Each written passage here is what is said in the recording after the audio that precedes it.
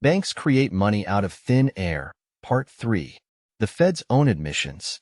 The first thing to shed light on when you borrow from a bank is that no one with a bank account is sent a letter telling them that the money in their account is temporarily unavailable because it has been lent to you.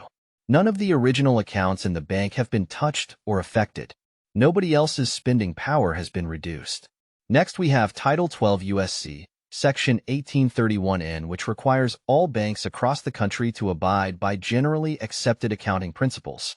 According to GAAP, 2003 edition, page 41, under the section Cash and Cash Equivalents, it states that anything accepted by a bank for deposit would be considered as cash. This includes promissory notes, same as Federal Reserve notes. The Federal Reserve has also been very clear in their circulars that banks do not really lend money.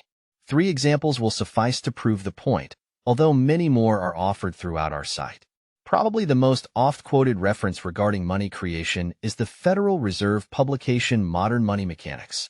On page 6 it says in rather clear language, of course, banks, do not really pay out loans from the money they receive as deposits. If they did this, no additional money would be created.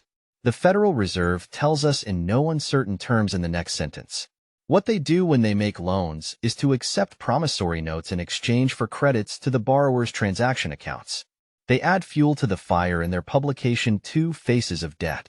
In this publication, on page 19, they tell us that a depositor's balance rises when the depository institution extends credit, either by granting a loan to or by buying securities from the depositor.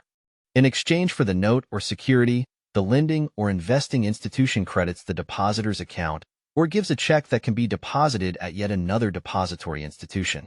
In this case, no one else loses a deposit. The money supply is increased. New money has been brought into existence. The Federal Reserve publication How Banks Create Money asserts, banks actually create money when they lend it. Here's how it works. Most of a bank's loans are made to its own customers and are deposited in their checking accounts.